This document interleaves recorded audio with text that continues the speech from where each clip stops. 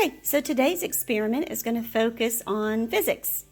We are going to look at Newton's second law of motion. And what does the first law of motion tell us? The first law of motion tells us that... Oh, I forgot.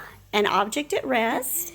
Will stay at rest and the object in motion will stay in motion. Very good. Unless what? Unless something acts upon it. Right. Okay, so now the second law then comes in and tells us about that force, that key word of force, which is, what is force? A push or a pull. A push or a pull. Very good. Okay, so the second law is going to tell us about how we need to get that object to move or to change its state from rest or to movement. And so what does the second law tell us? The second law tells us that how much force we need to apply. How much? Okay, and we call that acceleration. I always thought acceleration was just when you go faster in a car, but acceleration is actually a change in two things: speed and Or just anything. Or direction. Speed Speed or direction. So Newton's second law tells us pretty much how much force we need to exert on an object to either stop it if it's in motion or get it to go if it's at rest. Yeah. Okay, so what experiment are we doing today? This one right here. The try this. And what does it say we will need? An adult supervision. I'm Mommy. here. That's right. A glass of water. Doesn't tell us what size, but that's okay. Pan. Okay. So a glass of water. Got it. Pan. Uh-huh. Adult supervision. Okay. Raw egg right here. We Okay. got a raw egg. And an empty toilet paper tube. And a smooth flat surface. Which this we is. have right here. Okay. What it is that we're supposed to do now that we've got it all together? I'm supposed to know the pan or... Okay, but can you read from the try this what it tells you exactly to do?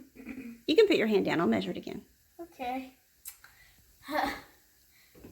Hold your hand about 12 inches away from the fry pan, then quickly hit the side of the pan with your hand, knocking the pan away from the top of the glass. Okay. So hold your hand out about. We got a ruler here to kind of help us. That's close enough. Okay, now you're gonna hit the pan or the glass? Pan. Okay, you ready? Hold on. Go for it. I did it. Okay, so without looking at the camera, tell me what happened. What happened?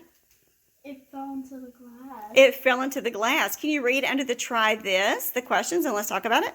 Look under the try this. Okay. This is crazy. Okay. What happens? The pie pan and the toilet paper tube should have sailed away from the glass, while the egg should have stayed in place, falling into the glass. But that's what happened. It did what? Okay, let's see if it tells us why. Okay, so it says if this didn't happen, try again. We're lucky it happened. Yes. I did not want egg on the floor. Me either. So what does it tell us why? Okay. Why did this happen? And to read it, what is that word? It's spelled I-N-E-T-R. Inertia. Inertia strikes yet again. But this time we're seeing what happens when mass is involved. Okay. You see, the pan is transferred its energy into the toilet paper tube, and both went flying away from when you hit the pan. Okay, here's what this teaches us. The greater the mass of an object, the greater the inertia and the more force is needed to change its acceleration. That means heavy things really resist moving more than light things. That's why the egg stayed where it was until gravity pulled it down into the glass of water. Indeed, the more mass an object has, the more it resists stopping or moving. Scientifically speaking, we would say it resists acceleration, which is, as you know, any change in speed or direction. That's what it says. Yeah. Can you say thanks, Isaac Newton? Yes! Thanks, Isaac Newton. Yay! I can can't believe that worked. Wait, is the egg cracked? No, I don't think so. Okay, we'll write up our experiment.